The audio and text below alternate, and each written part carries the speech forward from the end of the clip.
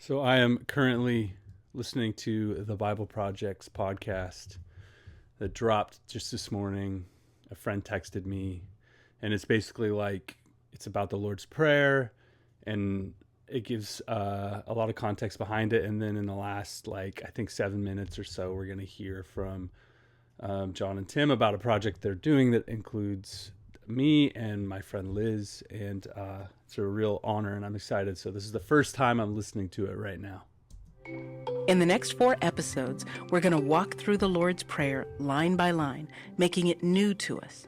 We'll look at the translation decisions we've made, and we'll learn to sing it in a new way. In fact, an idea occurred to John and I. What if we wrote a new melody to help us sing it? Yes, and so I immediately thought of getting some help.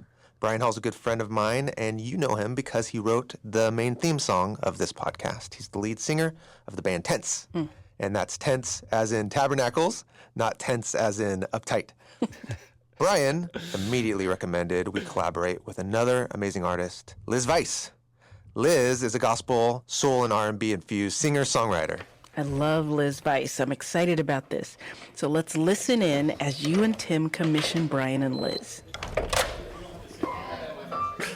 Okay. Hey guys. Hey Brian. Hey Liz. Hello. Hey, what's up? What's up? You all have been thinking about the Lord's Prayer on our behalf so we can make a melody. So I think the most important thing I would want to say is mess with the translation for a couple of reasons. One of them is just historical, where the prayer comes from. So Jesus shared this prayer in Aramaic, that was most likely, or first century Hebrew, but people debate these things. But that's not the form that we have it in the New Testament. It was, by the first generation of his disciples, translated into Greek. And there's even multiple forms of it in the New Testament. And then in English, because we're speaking English, and you're going to write the song in English, I'm pretty sure. I'm assuming. Oh, we'll try our best. Who knows what's going to happen today? But each of those steps from Aramaic in 2 forms, Luke and Matthew's, into Greek, and then from Greek into early English, then into modern English. Like every one of those steps, the prayer's been transformed. So our translation that we made for Bible Project, there's nothing sacred about it. It's one way, and it's a particularly wordy way, because we're trying to represent in English how it feels in Greek, particularly the Greek form. But with the Greek wasn't able to reproduce fully the alliteration and rhyming that's happening in Aramaic. And sorry, this is just nerdy, but it's cool. You'll find this cool. So Aramaic, Semitic languages are just way more compact. They communicate more meaning with fewer syllables on average. In the first one, they all end with the same sound, ach.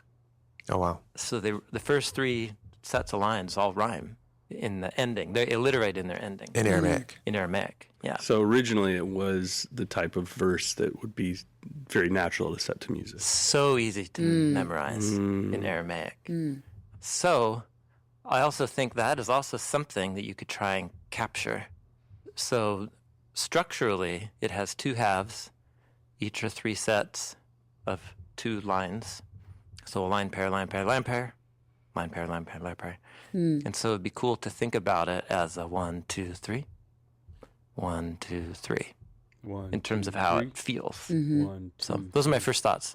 Mess with the translation, and it has a pretty compact shape in its original form. It'd be cool if it had a 1, 2, 3 feel, and then a 1, 2, 3. Yeah, I love that. Thanks, Tim. Yeah. For sitting in for a little bit. Yeah, of course. Thank you, guys. Thank you. It's an honor, honestly. Cool. Sweet. Thanks. All right. Whenever you're ready. So we'll leave Liz and Brian to do what they do best, songwriting, over the next few weeks and see what they come up with. And we'd also like to invite you all to join us. To all of our incredible listeners and supporters, we invite you to create your own song and submit it to BibleProject.com/sing the prayer. So this has all happened This is all happening over the next 4 weeks, where every week they're kind of sneaking different bits and then song ideas, song melodies that are coming from the audience. I assume will be, I don't know exactly how they're going to interlace all that, but they're kind of bit by bit sharing the story of this song. And it's just a real special thing to be able to be a part of.